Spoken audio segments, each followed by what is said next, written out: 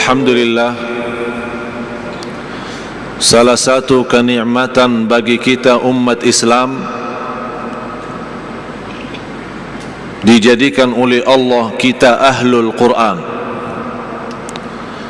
Ayat yang pertama yang diturunkan oleh Allah Subhanahu wa taala kepada nabi kita Nabi Muhammad sallallahu alaihi wasallam, Iqra bismi rabbikal ladzi khalaq. Bacalah. Mesti kita umat Islam pandai baca, pandai mempelajari kitabullah. Tidak boleh bagi seorang muslim lewat satu hari belum baca Quran. Malu kita, semestinya kita berhijrah dari maksiat dan dosa, berhijrah kepada Al-Quran, bukan hijrah dari Al-Quran kepada dosa dan maksiat. Apalagi dalam kesempatan di bulan Rabiul Awal, Maulid Nabi kita Nabi Muhammad sallallahu alaihi wasallam, yang semestinya kita buktikan selama bulan ini, bulan kelahiran Nabi kita Nabi Muhammad sallallahu alaihi wasallam, kita bukan hanya berduduk mengadakan maulid dan bersalawat, tapi kita juga buktikan cinta kita kepada Rasul lewat mengikuti amalan-amalan Rasulullah sallallahu alaihi wasallam. Di antaranya baca Quran. Rasulullah sallallahu alaihi wasallam bersabda di hadis yang diriwayatkan Imam Abi Daud dan yang lainnya, bacalah Al-Quran dalam setiap bulan satu kali. Dijelaskan oleh ulama yang dimaksud, khatamlah Al-Quran dalam satu bulan satu kali, bukan seumur hidup satu kali. Rasulullah sallallahu alaihi wasallam memiliki kebiasaan mengkhatam Al-Quran dalam setiap minggu satu kali, mulai hari Sabtu dan khatam hari Jumat. Dinamakan ulama Al-Quran, dinamakan Hizbun Nabi atau Wirdun Nabi sallallahu alaihi wasallam. Di antara para sahabat yang mengkhatam Al-Quran dalam setiap 3 hari satu kali. Saya punya salah satu murid di kota Madinah, masih muda sekali, segitu dia menghafal Al-Quran sejak umur 16. Sekarang umurnya 24. Sejak dia hafal Al-Quran 16, sekarang 24, kurang lebih 6 tahun dia mengkhatam Al-Quran. Setiap 1 tahun 1000 kali. Kalau kita mau berjakab-jakab sama dia susah.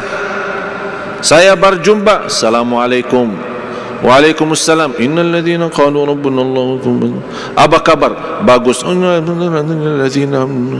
Mau ke mana? Mau ke masjid. Wa qala alladzina, susah mau berjakab-jakab lama sama dia. Terus dia baca. Itu hal biasa orang cinta Al-Quran begitu baca. Tapi yang luar biasa, pernah dia mau lewat satu jalan, nabrak mau ke masjid, ditabrak mobil, binsang, masuk rumah sakit, hospital, selama 1 minggu binsang, tidak sadar. Biasa.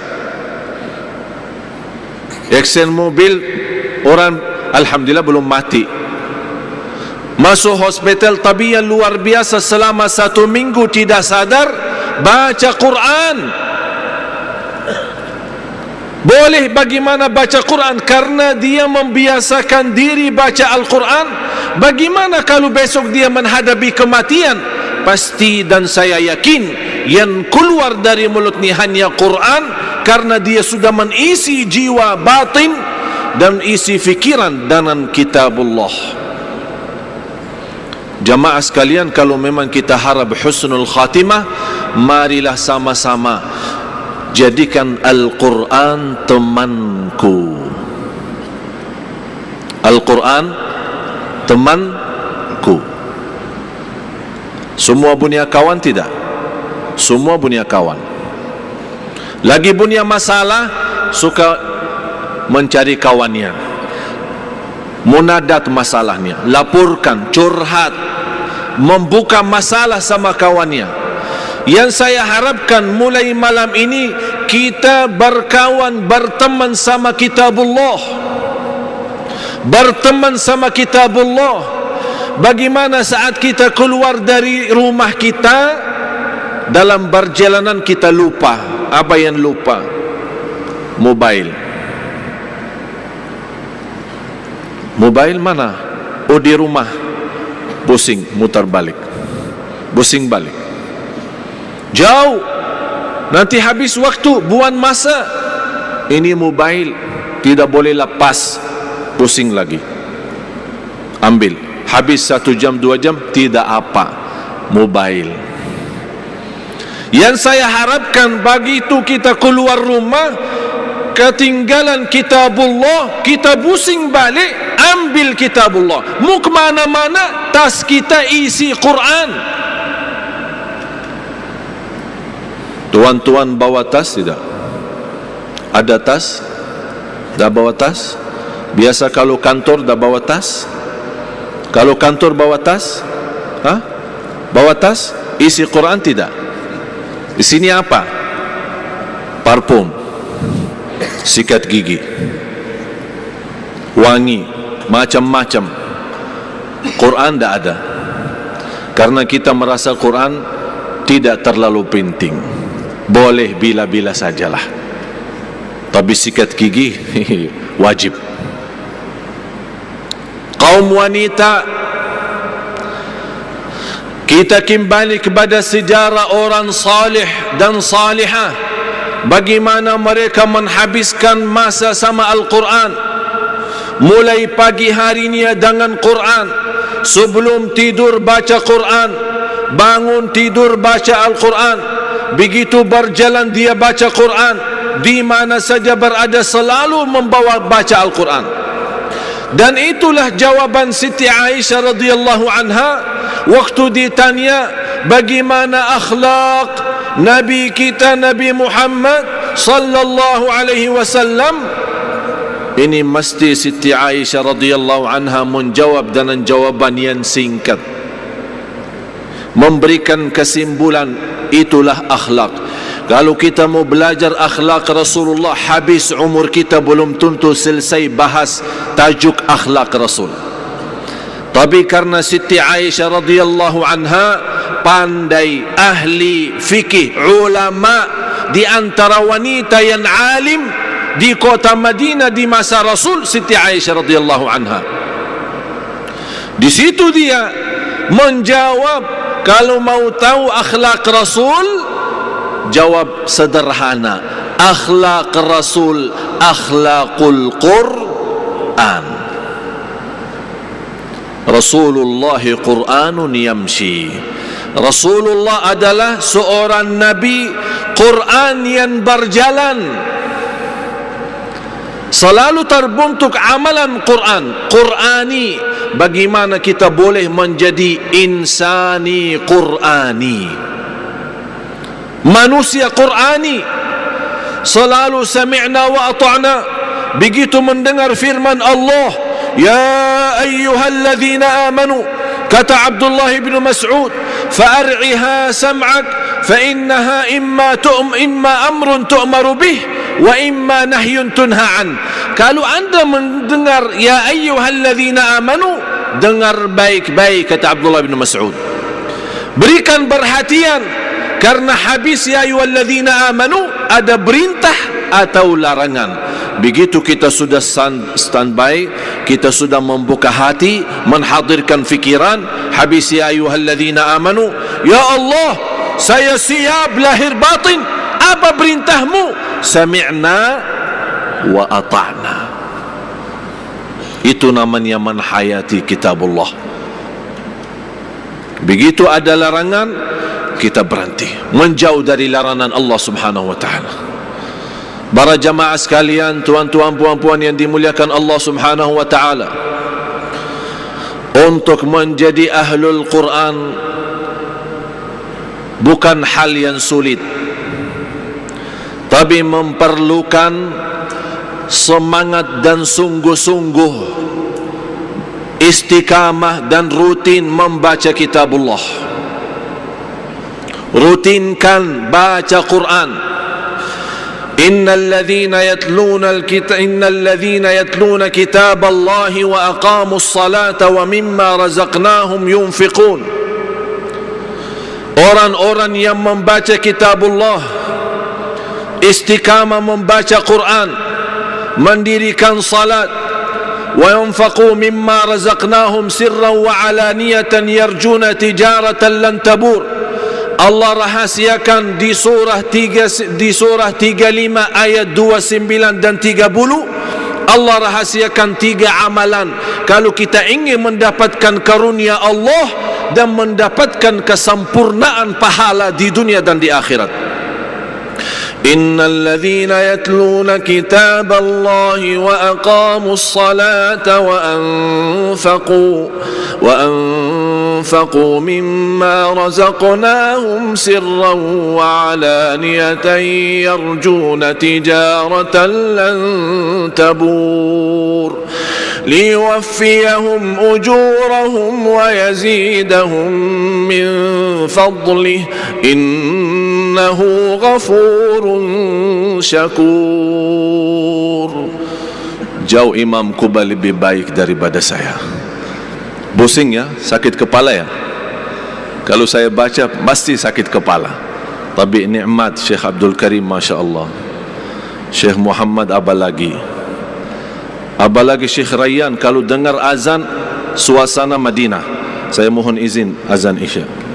Masya Allah. Mudah-mudahan panjang umur semua yang hadir, murah rizki, sihat wal afiat, diberikan kemudahan ke tanah suci, haji dan umrah, ziarah Nabi Muhammad sallallahu alaihi wasallam. Indah. Yang pertama, mendapatkan karunia Allah dan menyempurnakan pahala dari sisi Allah. Dan yang indah di ayat ini, Allah tutupi innahu ghafurun syakur. Apa artinya ghafur? Maha penampun. Jadi kalau kita baca, kita salat, kita infak, dharma, ada kesalahan, kekurangan, Allah ampuni. Syakur artinya apa? Maha mensyukuri. Itu bahasa kita. Kalau beda arti kalau ditafsirkan dalam bahasa Arab murni. Syakur yujazi bil kathir, yujazi bil amalil qalil al ajr al kathir. Syakur adalah Allah janjikan pahala yang besar dengan amalan sederhana. Salat 5 waktu dapat pahala 50 kali salat. Macam mana kalau kita 50 salat? Boleh tidak? Pertama kali kan 50 Isra Mi'raj 50. Terima kasih Nabi Musa tawarkan Nabi Muhammad, Nabi Muhammad naik, minta diskaun sama Allah. 50 mana boleh, 5 saja belum beres, macam mana 50? Mau keluar susah, mau makan susah, mau mandi junub. Mau mandi junub ya? Susah. Azan, salat, azan, salat, azan, salat. Tapi karunia dari Allah, jadikan diamalkan 5 waktu, tapi dapat pahala 50. Itu namanya syakur. Salawat kepada Nabi 1 kali, Allah balas 10 kali. Man salla alayya marratan wahidatan sallallahu alaihi biha 10. Itu namanya maha syakur. Sekali salawat Allah balas 10. 10 kali Allah balas 100. 100 kali Allah balas 1000. Subhanallah. Al-Quran macam itu juga. 1 huruf 10 kebaikan. Boleh dengan ikhlas kita mencapai 700. Hanya baru 1 huruf, bukan 1 ayat. La aqulu alif lam mim harf, walakin alif harf, wa lam harf, wa mim harf. Alif 1 huruf, lam 1 huruf, mim 1 huruf. Alif lam mim 30. Boleh lebih daripada itu. Bismillahirrahmanirrahim. 19 huruf kali 10 190. Ini baru bismillah. Tuan-tuan, puan-puan, jangan khawatir, Allah tidak salah hitung. Silahkan banyak baca, banyak kita isi tabungan akhirat. Isi tabungan akhirat dalam banyak baca. Saya bagi nasihat, jangan lewat satu hari belum baca kitabullah. Apalagi semua salat kan? Semua salat 5 waktu, tidak ada yang tertinggal. Subuh bagaimana? Subuh tidur ya? Tidak ya? Jangan kita tidur, habis bangun tidur, habis waktu, ya Allah maaf ketiduran. Tidak boleh macam itu. Kalau sudah capek, sakit, teruskan tidur. Sudah lepas tidur, kita begitu sadar, mesti kita nyesal, mesti kita sedih, mesti kita segera taubatan nasuha. Begitu kita lagi salat, sebelum salat baca walaupun satu ayat. Sekarang mau salat isya kan? Sama-sama. A'udzu billahi minasy syaithanir rajim. Bismillahirrahmanirrahim. Alif lam mim.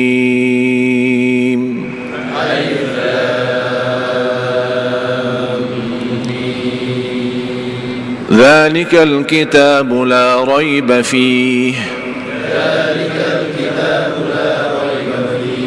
هدى للمتقين صدق الله العظيم. Alhamdulillah. Habis lepas salat isya, teruskan lagi. Satu, Al-Fatihah kan sudah baca sama imam kan? Saya harap mulai sekarang anda sudah dipimpin baca Al-Fatihah sama Imam Kuba. Saya sudah bacakan 2 ayat surat Al-Baqarah, terusnya sendiri. Lepas isya, alladzina yu'minuna bil ghaibi wa yuqimuna as-salata wa mimma razaqnahum yunfiqun. Sadaqallahul azim. Satu ayat alhamdulillah. Besok sebelum subuh, الذين يؤمنون والذين يؤمنون بما أنزل إليك وما أنزل من قبلك وبالآخرة هم يوقنون. صدق الله العظيم. Lepas subuh, أولئك على هدى من ربهم وأولئك هم المفلحون. صدق الله العظيم. Tunggu waktu zuhur. Macam ini bagi orang siapa? Malas. Alin malas, sibuk, banyak urusan. Macam itu boleh, tapi teruskan. Rasulullah sallallahu alaihi wasallam bersabda, innallaha yuhibbu minal amali adwamahu wa in qal. Allah paling cinta amalan hamba sedikit demi sedikit, tapi istiqamah. Jangan baca 1 juz 1 kali, lepas subuh baca 1 juz, habis itu 1 tahun dah baca-baca. Na'udzubillah. Biarpun sedikit demi sedikit, tapi istiqamah. Siap? Tuan-tuan, puan-puan, siap? Sudah dibacakan Al-Fatihah kan? Sudah dibaca 2 ayat sama-sama suratul Baqarah, sisanya anda teruskan. Mampu lebih daripada itu silahkan, bebas. Semakin banyak itu baik bagimu sendiri, manfaatnya banyak bagimu sendiri. Ini yang kedua, mendirikan salat, jaga salat, perhatikan salat. Dan saya kemarin di Bangi sudah membahas 5 macam manusia dalam salat. Ada orang salat tapi disiksa, ada orang salat diampuni, ada orang salat dihisab, ada orang salat diberikan pahala, ada orang salat menjadi liwat salat terdekat kepada Allah, salatul muqarrabin. Itu macam manusia, 5 macam manusia dalam salat. Boleh tengok di YouTube ya. Sudah dimasuk YouTube belum? Sudah masuk YouTube. Sudah muazan? Yang terakhir, wa anfaqu mimma razaqnahum sirran wa alaniyah. Berderma rahasia maupun terang-terangan, sembunyi, diam-diam, tidak boleh orang tahu dan boleh juga orang lain tahu. Dharma itu Allah tidak minta semua rizki didermakan, tapi sebagian rizki didermakan. Dan saya menyampaikan kepada jamaah Masjid Negeri Shah Alam, ribuan terima kasih. Pertemuan yang kemarin kita jumpa di sini, alhamdulillah kami terima banyak dharma dari jamaah sekalian untuk pesantren. Yang harapan saya, mudah-mudahan murid sekarang yang sudah menjadi jumlah 30.000. Saya tidak tahu mau taruh di mana lagi. Ada orang di rumah, ada di masjid, ada di musalla, ada di surau, ada di jalan, kita bagi belajar. Dan insya Allah dengan berkah dharma tuan-tuan, puan-puan, Allah izinkan saya datang dari Madinah bukan untuk pusing-pusing di Malaysia, tapi saya datang punya satu target. Insya Allah umat Islam di Malaysia termasuk anak cucu kita menghafal Al-Quran 30 juz. Mesti kita bersemangat untuk Quran, bersungguh-sungguh untuk kitabullah. Kita melihat umat Islam banyak kerusakan akhlak, banyak kehancuran iman karena umat Islam jauh daripada Al-Quran. Kembali, mari sama-sama kembali kepada Al-Quran. Kalau pun merasa belum pandai menjadi ahlul Quran, silahkan bagikan dharma untuk melahirkan generasi yang akan datang, insya Allah menjadi jauh lebih baik agar kita ikut mendapatkan pahala. Sahabat yang beriman rahimakumullah, alhamdulillah kita telah menyimak apa yang disampaikan oleh guru kita yaitu Syekh Al-Jaber.